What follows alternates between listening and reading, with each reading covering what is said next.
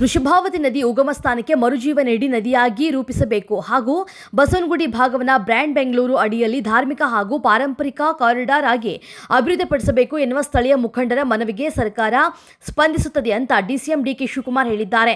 ಬಸವನಗುಡಿ ಕಡಲೆಕಾಯಿ ಪರಿಷೆಯಲ್ಲಿ ಮಾತನಾಡಿದ ಅವರು, ಕಡಲೆಕಾಯಿ ಪರಿಷೆಯನ್ನು ಅಂತಾರಾಷ್ಟ್ರೀಯ ಮಟ್ಟಕ್ಕೆ ಕೊಂಡೊಯ್ಯೋದಕ್ಕೆ ಎಲ್ಲರೂ ಶ್ರಮಿಸಬೇಕು. ರೈತರು ವ್ಯಾಪಾರಸ್ಥರಿಗೆ ಅನುಕೂಲವಾಗಲೆಂದು ಈ ಬಾರಿ ಸುಂಕ ಸಂಗ್ರಹ ರದ್ದು ಮಾಡಿದ್ದೇವೆ. ಈ ವರ್ಷದಿಂದ ಸುಂಕವಿಲ್ಲದ ಕಡಲೆಕಾಯಿ ಪರಿಷೆ ಪ್ರಾರಂಭವಾಗಿದೆ ಎಂದರು.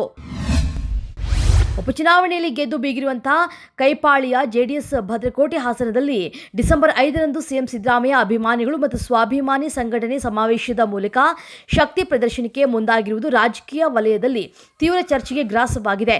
ಮುಖ್ಯಮಂತ್ರಿ ಸಿದ್ದರಾಮಯ್ಯ ನೇತೃತ್ವದ ಸರ್ಕಾರವನ್ನು ಕಿತ್ತೊಗೆಯದೆ ಬಿಡುವುದಿಲ್ಲ ಅಂತ ಚನ್ನಪಟ್ಟಣ ಉಪಚುನಾವಣೆ ಪ್ರಚಾರದ ಸಂದರ್ಭದಲ್ಲಿ ಜೆಡಿಎಸ್ ವರಿಷ್ಠ ಮಾಜಿ ಪ್ರಧಾನಿ ಎಚ್.ಡಿ. ದೇವೇಗೌಡ ಅವರು ಹಲ್ಲು ಕಚ್ಚಿ ಗುಟುರು ಹಾಕಿದ್ರು. ಆದರೆ ಚನ್ನಪಟ್ಟಣ, ಶಿಗ್ಗಾವಿ, ಸಂಡೂರು ಕ್ಷೇತ್ರದ ಫಲಿತಾಂಶ ಕಾಂಗ್ರೆಸ್ ಪರವಾಗಿರುವುದು ದೊಡ್ಡ ಶಕ್ತಿ ಬಂದಂತಾಗಿದೆ. ಬೆಂಗಳೂರು ನಗರದಲ್ಲಿ ಘನತ್ಯಾಜ್ಯ ಸಮಸ್ಯೆ ದಿನದಿಂದ ದಿನಕ್ಕೆ ಹೆಚ್ಚಾಗ್ತಾನೆ ಇದೆ. ಇದು ಪರಿಸರ ಮಾತ್ರವಲ್ಲದೆ ಸ್ಥಳೀಯರ ಆರೋಗ್ಯದ ಮೇಲೆ ದುಷ್ಪರಿಣಾಮ ಬೀರುತ್ತಿದೆ.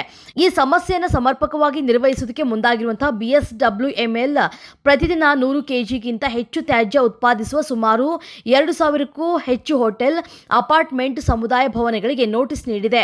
ಅಲ್ಲದೆ ನೋಟಿಸ್ ತಲುಪಿದ 7 ದಿನದ ಒಳಗಾಗಿ ಕಳೆದ ಏಪ್ರಿಲ್ನಿಂದ ಈವರೆಗಿನ ಶುಲ್ಕ ಪಾವತಿಸುವಂತೆ ಸೂಚಿಸಿದೆ. ಗರ್ಭಿಣಿ ಮತ್ತು ಬಾಣಂತಿಯರಿಗಾಗಿ ಕೇಂದ್ರ ಸರ್ಕಾರ ಜಾರಿಗೆ ತಂದಿರುವಂತಹ ಪ್ರಧಾನಮಂತ್ರಿ ಮಾತೃ ವಂದನಾ ಯೋಜನೆ ಅಡಿ ಪ್ರಸಕ್ತ ಸಾಲಿನಲ್ಲಿ ಮೈಸೂರು ಜಿಲ್ಲೆಯಲ್ಲಿ 9,771 ಫಲಾನುಭವಿಗಳು ಹೆಸರು ನೋಂದಣಿ ಮಾಡಿಸಿಕೊಂಡಿದ್ದಾರೆ. ಅಪೌಷ್ಟಿಕತೆಯಿಂದ ಬಳಲ್ತಾ ಇರುವಂತಹ ಮಹಿಳೆಯರ ಆರೋಗ್ಯದ ದೃಷ್ಟಿಯಿಂದ 2017ರಲ್ಲಿ ರಾಷ್ಟ್ರದಾದ್ಯಂತ ಪ್ರಧಾನಮಂತ್ರಿ ಮಾತೃ ವಂದನಾ ಯೋಜನೆ ಜಾರಿಗೊಳಿಸಿದ್ರು. ಈ ಯೋಜನೆಗೆ ಮೈಸೂರು ಜಿಲ್ಲೆಯಲ್ಲಿ ಉತ್ತಮ ಸ್ಪಂದನೆ ವ್ಯಕ್ತವಾಗಿದ್ದು, ಗರ್ಭಿಣಿಯರು ಮತ್ತು ಬಾಣಂತಿಯರು ಇದರ ಪ್ರಯೋಜನವನ್ನು ಪಡೆದುಕೊಂಡಿದ್ದಾರೆ.